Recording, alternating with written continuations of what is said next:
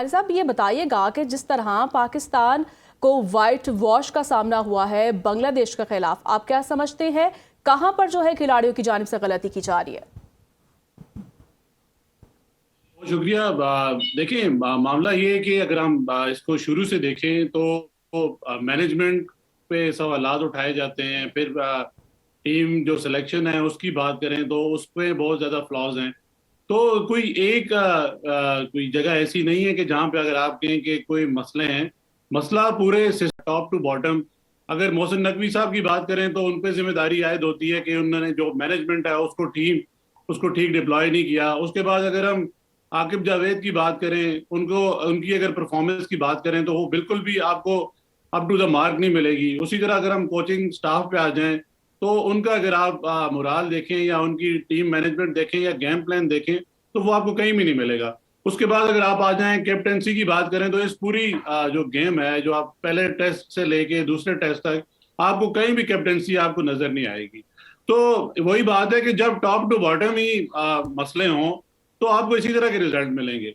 फिर उसके बाद आप जो जैसे आपने सवाल भी किया कि खिलाड़ियों को कहाँ पे मसले पेश आए, पहले टेस्ट में बात करें तो हमारी जो टीम सिलेक्शन ही थी उस वही ठीक नहीं थी, जिसकी वजह से हमें हार का सामना करना पड़ा। उसी तरह अगर हम दूसरे टेस्ट की बात करें तो आप देखें ये कौन सी ऐसी पिच है कि जो आपको ऑस्ट्रेलियन पिच है या कोई इंग्लैंड की पिच है जहां पे आपको सीम मिल रहा है या कोई बहुत फास्ट ट्रैक है कि आपने हर दफा पहले बॉलिंग ले ली। जब आप देखती हैं कि इसी तरह जब आप एंड पे जब दूसरी इनिंग में आते हैं तो आप पे ऑलरेडी प्रेशर होता है। 200-250 रन भी आपके लिए बड़ा मसला बनाते हैं। तो यही है कि जब आप गेम प्लान के साथ नहीं आते, जब आपका कोई होमवर्क नहीं होता, मैनेजमेंट आपको कहीं नहीं नजर आती, कैप्टेंसी नजर नहीं आती, तो आपको इसी तरह के रिजल्ट मिलेंगे। तो आप ये उम्मीद ना रखें कि जब टॉप टू बॉटम ही मसले हों तो आप कोई बेहतर रिजल्ट ले सकते हैं। जी बिल्कुल। अली साहब, जिस तरह से आपने कहा कि मिस मैनेजमेंट है, आप क्या समझते हैं, क्या मैनेजमेंट में तब्दीलियों की जरूरी है या फिर खिलाड़ी को बूस्टअप करने के लिए जो है वो अदर प्लान होना चाहिए? बिल्कुल, मैनेजमेंट को तब्दील करने की जरूरत है। देखें, सबसे पहले तो हम बात मोहसिन नकवी साहब की करें। मोहसिन नकवी साहब के पास ऑलरेडी इतने ज्यादा रोल्स हैं। जब एक बंदे के पास ऑलरेडी इतने ज्यादा रोल्स हों तो उनकी प्रायोरिटी वो नहीं रहती।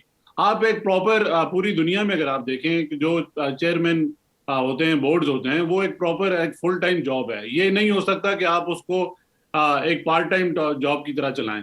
जब आप पार्ट टाइमर चलाएंगे तो फिर इसी तरह के रिजल्ट आएंगे। फिर जब आप अपनी मैनेजमेंट देख लें, मैनेजमेंट ने आपने आकिब जावेद जैसे हीरे रखे हुए हैं जो आपको हाई परफॉर्मेंस सेंटर से लेके जो कोचिंग स्टाफ या इस तरह के कहीं भी आपको उनका रोल नजर नहीं आएगा।